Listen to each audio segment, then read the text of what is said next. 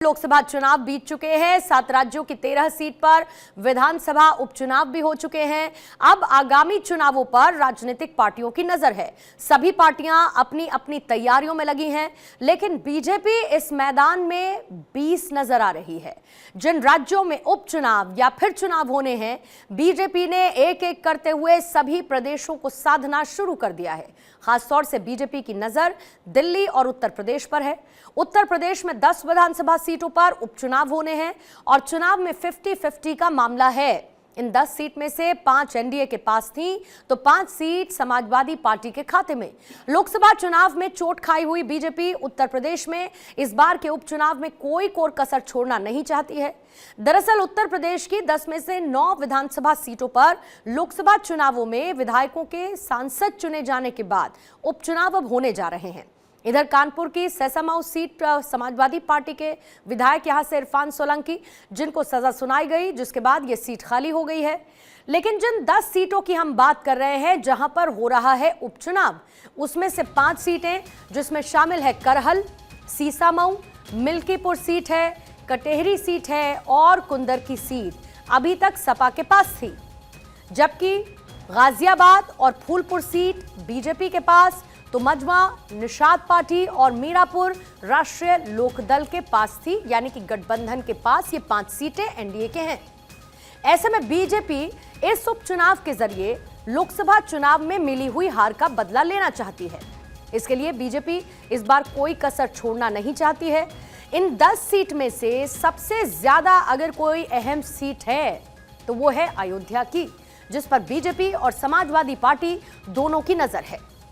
ये seat Samajwadi party के खाते में थी और अवधेश प्रसाद यहां से विधायक थे, जो कि अब सांसद बन चुके हैं। लोकसभा चुनावों में मिली हुई हार का बदला बीजेपी इस सीट को जीतकर लेना चाहती है, लेकिन लोकसभा चुनाव में मिली हुई जीत के बाद समाजवादी पार्टी पूरे जोश में है और लगातार बीजेपी पर निशाना साध रही है।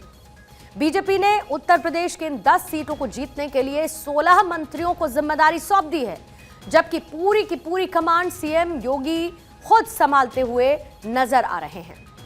आइए सीधा इसी पर बातचीत करने के लिए मेरे सहयोगी आशुतोष इस वक्त जुड़ चुके हैं। आशुतोष, 10 सीटें बहुत महत्वपूर्ण, लेकिन ये 10 सीटें महत्वपूर्ण क्यों है? बहुत ब्रीफ में 5 पॉइंटर्स के साथ आप चाहूंगी कि समझाएं इसको कि 10 सीटें इतनी इंपॉर्टेंट क्यों हैं, खास तौर से उत्तर प्रदेश में आए लोकसभा चुनाव के नतीजों के बाद दोनों ही पार्टियों के लिए, फिर वो बीजेपी हो या फिर समाजवादी पार्टी हो। देखिए, बिल्कुल जैसा कि आपने कहा 10 सीटें महत्वपूर्ण क्यों हैं, तो मैं आपको सिलसिलेवार बताता हूं। दरअसल अयोध्या सीट वो सीट है जिसको लेकर जैसे ही वो समाजवादी पार्टी के खाते में गई, तो सदन से लेके और सड़क तक समाजवादी पार्टी हर तरह से केवल अयोध्या सीट को लेकर बीजेपी पर हमलावर दिखाई देती है। कहीं सदन के बाहर अखिलेश यादव, अवधेश प्रसाद का हाथ पकड़े नजर आते हैं, तो एक संदेश देने की कोशिश करते हैं। चूंकि अयोध्या में भगवान राम का मंदिर खुद प्रधानमंत्री ने उसका जाके वहां उद्घाटन किया था और उसके बाद वो सीट बीजेपी हार गई, तो उसको लेकर तमाम तरह की चर्चाएं हुई। अब बात करते हैं करहल की। करहल से खुद पूर्व मुख्यमंत्री अखिलेश यादव विधायक हैं। अब वहां से चूंकि अब कन्नौज से सांसद बन चुके हैं, तो अब उस सीट से उन्होंने इस्तीफा दे दिया है। अब ऐसा माना जा रहा है कि वहां से उनके जो भतीजे हैं वो चुनाव लड़ सकते हैं। तो ऐसे में मैनपुरी की करहल सीट भी अपने आप में बहुत महत्वपूर्ण है। इसके अलावा निषाद पार्टी और आरएलडी 2 सीटें ऑलरेडी एनडीए से मांग रही है। हालांकि एनडीए किसी भी कीमत, यानी कि बीजेपी किसी भी कीमत पर अब 2 सीटें आरएलडी और निषाद सीट को नहीं, निषाद पार्टी को नहीं देना चाहती है। यही वजह है कि 5 सीटें अभी भाजपा के पास हैं। लेकिन ऐसे में अगर आने वाले समय में बीजेपी हर हाल में 10 सीटों पर कमल खिलाने का प्रयास कर रही है, जिसकी कमान खुद मुख्यमंत्री योगी आदित्यनाथ ने अपने हाथ में ले रखी है। अभी कोर कमेटी की बैठक हुई थी, जिसमें राष्ट्रीय संगठन महामंत्री बीएल संतोष जी पहुंचे हुए थे, मुख्यमंत्री पहुंचे हुए थे, उसके अलावा दोनों उप मुख्यमंत्री थे। 16 मंत्रियों को इन उपचुनाव में इन सीटों की कमान दी गई है। यानी कि बीजेपी संगठन से लेकर सरकार तक पूरी ताकत झोंके पड़ी है और ये तय कर लिया है कि किसी भी कीमत पर 10 सीटों पर कमल खिलाना है। लेकिन इसके साथ इन जिन सीटों का आपने जिक्र किया, एनडीए की सबसे पहले मैं बात कर लेती हूं, क्योंकि एनडीए के जो सहयोगी दल है उसमें एक शामिल आरएलडी और दूसरी तरफ निषाद पार्टी। ये दोनों ही पार्टियां दो दो सीटों पर इस वक्त अपनी दावेदारी ठोक रही हैं और सबसे बड़ी बात यह है कि बीजेपी चाहती है कि सभी सीटों पर वो अपने कैंडिडेट उतारे। ऐसे में क्या कोई पेच फंसता हुआ उपचुनाव में इन सीटों पर नजर आता है? खास तौर से ये दो दो सीटें जिस पर एक तरफ निषाद पार्टी और दूसरी तरफ आरएलडी अपना दावा कर रही है, और क्या इसका आधार है? बिल्कुल निश्चित रूप से यही वजह सबसे बड़ी है कि आखिरकार जो दो दो सीटें आरएलडी और निषाद पार्टी मांग रही है, इनका आधार क्या है। लेकिन बीजेपी के जो हमारे कुछ शीर्ष नेताओं से बात हुई, उनका स्पष्ट यही कहना है कि मुझे नहीं लगता कि आने वाले चुनाव में इन दोनों ही दलों को कहीं उपचुनाव में एडजस्टमेंट किया जाएगा, क्योंकि बीजेपी, आप ये मानिए, ये केवल उपचुनाव नहीं हो रहा है, इन 10 सीटों से 2027 का भी संदेश जाना है। तो ऐसे में बीजेपी कोई कोर कसर नहीं छोड़ना चाहती है किसी भी एंगल से कि इस चुनाव में हर हाल में 10 सीटों पर कमल खिलाना है। तो ऐसे में बीजेपी ने अपनी इंटरनल जो रणनीति है वो बनाना तैयार कर दिया है। इन सीटों पर बूथ स्तर से लेके और बूथ अध्यक्ष तक की मीटिंगों का दौर शुरू हो गया है, यानी कि मुख्यालय से लेके और विधानसभा के बूथ स्तर तक, बूथ अध्यक्ष तक मीटिंगों का दौर शुरू है। तो बीजेपी किसी भी कीमत पर ये 10 सीटें अपने पाले में रखना चाहती है, और यही वजह है कि भारतीय जनता पार्टी के तमाम जो नेता और खुद उत्तर प्रदेश के मुख्यमंत्री योगी आदित्यनाथ पूरे मसले को खुद से हैंडल कर रहे हैं, खुद पूरी कमान उन्होंने संभाल रखी है। इन जिलों को लेकर अभी से भले ही चुनाव की घोषणा न हुई हो, लेकिन लगातार मीटिंगों का दौर चल रहा है। बड़े बड़े नेता इन विधानसभाओं में अब आप ये समझिए, करहल सीट पे 3 मंत्रियों को लगाया गया, यानी कि 2 कैबिनेट मंत्री और 1 राज्य मंत्री। चूंकि वो पूर्व मुख्यमंत्री अखिलेश यादव की सीट है, वहां से उन्होंने इस्तीफा दिया है। हर हाल में बीजेपी चाहती है कि उस सीट को बीजेपी के पाले में लाया जा सके। इससे एक बड़ा संदेश जाएगा आने वाले 2027 के विधानसभा चुनाव में। यही वजह है कि अब वो किसी भी अपनी सहयोगी दल को फिलहाल इन सीटों में बंटवारे के लिए तैयार नहीं होगी, और 10 पे 10 यानी कि भाजपा अपने पाले में ही रखेगी। पूर्णिमा, लेकिन आने वाले अगर विधानसभा चुनावों की बात की जाए तो उसकी तैयारियों पर नजर डालने के साथ इसको बीजेपी का, एनडीए का लिटमस टेस्ट कहा जा सकता है इन 10 सीटों पर होने वाले उपचुनाव को लेकर। वापस एक बार जरा मिल्कीपुर सीट पर आती हूं मैं, क्योंकि मिल्कीपुर सीट महत्वपूर्ण है। एक तरफ जहां पर अयोध्या की सीट जीतने के बाद समाजवादी पार्टी का मोराल हाई है, आप भी चर्चा कर रहे हैं कि किस तरीके से अयोध्या की सीट और उस पर मिली जीत के बाद समाजवादी पार्टी फूले नहीं समा रही है। ऐसे में बीजेपी के लिए क्या कोई सेटबैक नजर आता है? दूसरा जो समीकरण यहां पर बनते हुए नजर आते हैं वो क्या दिखते हैं? जनता का मन क्या इस बीच में बदल पा रहा है, या अलग अलग रणनीति के लिहाज से जनता अपने मेंबर को देखती है जिसको वो चुन के पहुंचाएगी उनका काम करने के लिए?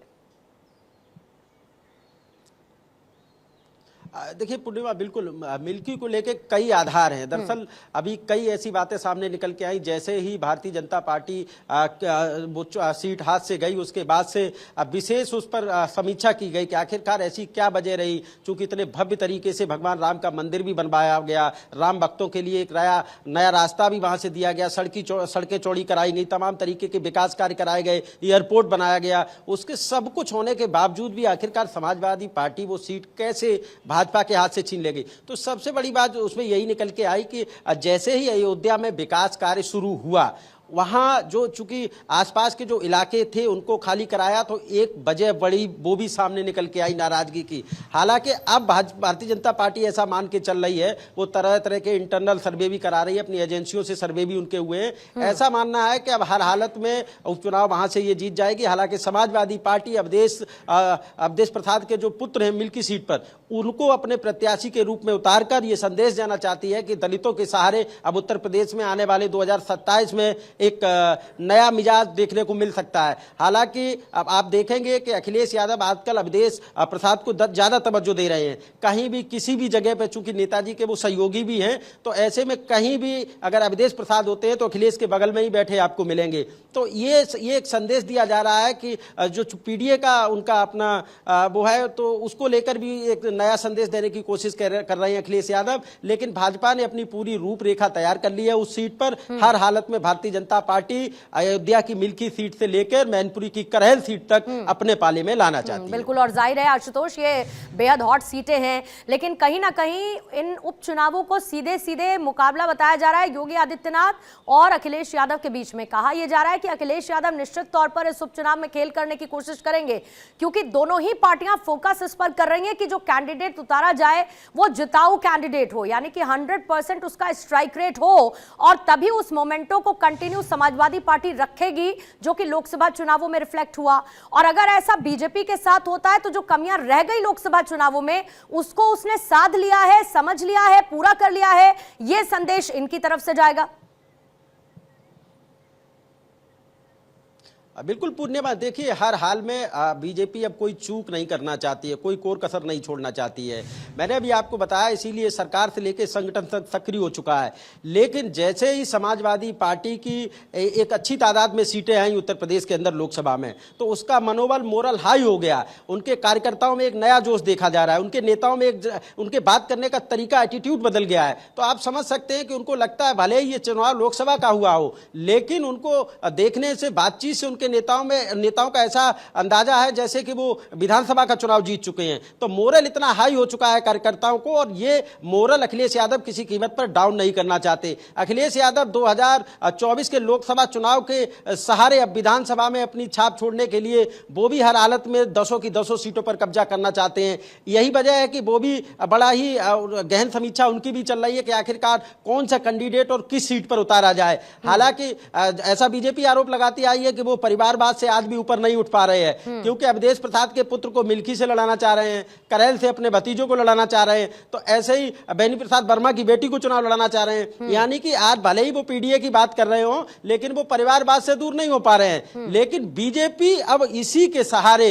अखिलेश यादव पर हमलावर है, और बीजेपी ने अपनी रणनीति पूरी तरह से तैयार कर ली है, और वो लगातार बैठकों का दौर जारी है। आप देख रहे होंगे संगठन से लेकर सरकार तक सक्रिय हो चुकी है। एक एक सीट पर 3-3 मंत्रियों को लगाया गया है, तमाम जो संगठन के पदाधिकारी हैं उनको लगाया गया है। अभी 14 तारीख को एक कार्य समिति की बैठक भी होनी है, उसमें भी खास, चूंकि जेपी नड्डा स्वयं आ रहे हैं लखनऊ के अंदर, तो उस पर भी चर्चा होगी कि कैसे उपचुनाव को लेकर रणनीति बनाई जाए। रोज नई नई मीटिंगों का दौर चालू है, तो ऐसा लगता है कि भारतीय जनता पार्टी इन 10 सीटों पर चुनाव जीतकर एक बार 2027 का संदेश देगी, और उधर समाजवादी पार्टी भी अपनी कोई कोर कसर नहीं छोड़ना चाह रही है। सियासी संदेश देने की कोशिश 10 सीटों पर होने वाले उपचुनाव को लेकर आशुतोष देने की कवायद देखने को मिलेगी, कोशिश की जाएगी। लेकिन सबसे बड़ी बात, अगर मैं 2022 के नतीजों की बात करूं तो 10% का वोटिंग परसेंटेज का डिफरेंस दोनों ही पार्टियों के बीच रहा, फिर चाहे वो बीजेपी और समाजवादी पार्टी, और 10% का डिफरेंस था। बीजेपी पहले नंबर पर और समाजवादी पार्टी दूसरे नंबर पर। ऐसे में 10% का वोट शेयर साधने की समाजवादी पार्टी की रणनीति क्या है? क्योंकि अखिलेश यादव पॉलिटिकली लगातार एक्टिव नजर आ रहे हैं, बहुत सारे मुद्दों को वो सामने रख रहे हैं, और ये कह रहे हैं कि हम जनमानस के मुद्दे उठाते रहेंगे। तो क्या उस मोमेंटो को इसी तरीके से कंटिन्यू अखिलेश यादव नजर आएंगे करते हुए, जो कि लोकसभा चुनावों में जैसा कि हमने देखा? देखिए लगातार वो कंटिन्यू तो कर ही रहे हैं और आगे भी करते रहेंगे, लेकिन उन सबके बीच, उनके बीच में जो सबसे बड़ा रोड़ा बनने वाली पार्टी है वो है बहुजन समाज पार्टी। यानी कि अभी तक उपचुनाव में आप देखेंगे तो बाई इलेक्शन में कोई बहुत ज्यादा इंटरेस्ट नहीं लेती थी बहन जी, लेकिन इस बार उन्होंने आकाश आनंद को कमान देकर ये तय कर दिया, ये साबित कर दिया है कि अब हर हालत में वो भी उपचुनाव में अपनी किस्मत आजमाएंगी, क्योंकि लोकसभा में वो 0 हो गई उत्तर प्रदेश के अंदर। तो ऐसे में उन्होंने भी अपने संगठन को मजबूत करने के लिए एक नई रणनीति बनाना तय कर दिया है और अखिलेश आकाश आनंद को आगे बढ़ा दिया। यानी कि 10 सीटों की जिम्मेदारी भी आकाश आनंद को दी गई है। तो जो हमारे सोर्स हैं वो बताते हैं कि अब बहन जी पूरी रूपरेखा तैयार कर चुकी हैं। आने वाले समय में आपको देखने को मिलेगा कि उनके जो प्रत्याशी और नेता हैं वो भी क्षेत्र में मिलेंगे। तो अगर ऐसा होता है तो समाजवादी पार्टी के लिए ये सेटबैक हो सकता है, क्योंकि समाजवादी पार्टी जैसे ही बहन जी डाउन गई तो वो वोटर जो था वो समाजवादी पार्टी की ओर गया। इसको लेकर भारतीय जनता पार्टी चिंतित हुई और उसको लगा कि आखिरकार ये कैसे हुआ जो दलित वोट खिसक गया। यानी कि जो समीक्षा बैठक हुई उसमें ये निकल के आया कि संविधान को लेके जो अखिलेश और राहुल ने बातें फैलाई, बातें की, उसको लेकर भी कहीं ना कहीं जो दलित वोट था वो धीमे से खिसक गया। अब उस वोट बैंक को कैसे अपनी ओर लाया जाए, ये भाजपा भी अपनी रणनीति बना रही है और इधर बहन जी भी तैयार हैं। तो ऐसे में अखिलेश यादव के लिए बहुत आसान सीटें नहीं होंगी। 10 उपचुनाव में आने वाले समय में बहुत आसान नहीं होगा उपचुनाव। और लेकिन उन हाँ, ये वोटर्स तय है को कि साधने उनका की जो कवायद कार्यकर्ता और आशुतोष नेता कहीं ना है, कहीं पिछले वो दिनों उसका हुए उस घटनाक्रम से भी नजर आई, जब हाथरस में स्टैम्पीड हुआ, भगदड़ हुई, और उसके बाद हमने देखा कि किस तरीके से सब एक्टिव नजर आए और खुद मायावती भी उसको लेकर बात कहती हुई नजर आई। बहरहाल दिलचस्प होने वाले हैं ये चुनाव भी। आपका बहुत बहुत